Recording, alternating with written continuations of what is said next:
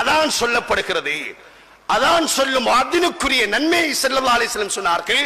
அத்வலுன் நாஸ் ஆனாகன் யௌமல் கியாமா, கியாமத்துடைய நாளையில் தலை நீண்டவர்களாக அங்கே கியாமத்துடைய நாளையில் காட்சியளிப்பார்கள் முஅத்தின்கள், அல்லாஹ்வுடைய அழைப்பாளர்கள் என்று சொல்லிவிட்டு ஸல்லல்லாஹு அலைஹி வஸல்லம் சொன்னார்கள்.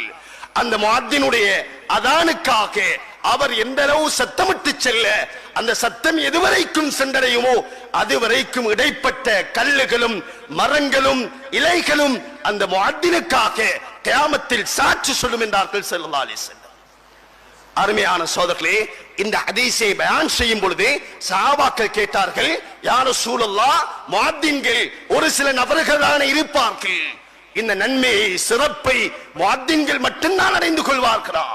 நாமும் வாழ்க்கையில் அடைவதற்கு என்ன செல்ல வேண்டும்? நபி அலைஹிஸ்ஸலாம் சொல்லி தந்தார்கள்.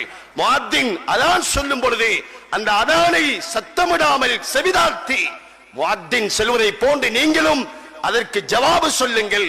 அல்லாஹு அக்பர், அல்லாஹு அக்பர். முஅத்தின் சொல்லுகிறார், நாமும் அதை சொல்ல வேண்டும். சகோதரர்களே, பெரியார்களே, இடையில் ஹய்யால ஸலா, ஹய்யால ஸலா, ஹய்யாலல் ஃபலா, வெற்றியின் பக்கம் வாருங்கள், வெற்றியின் பக்கம் வாருங்கள் என்று அழைக்கப்படும் பொழுது அதற்கு நாம் என்ன சொல்ல வேண்டும்?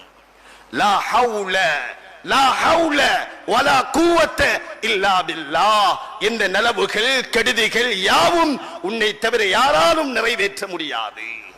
அதானுடைய சப்தத்தை கேட்டு மஸ்ஜிதுக்கு வருவதாக இருந்தாலும், ஒரு நல்ல ஒரு காரியம் செய்வதற்கு சந்தர்ப்பம் கிடைப்பதாக இருந்தாலும், ஒரு பாவத்தில் இருந்து தவிர்ந்து கொள்வதற்கு பாக்கியம் கிடைப்பதாக இருந்தாலும் அல்லாஹ்வுடைய நாட்டம் தேவை. சோதரர்களை பெரியார்களே, அல்லாஹ்வுடைய நாட்டம் தேவை.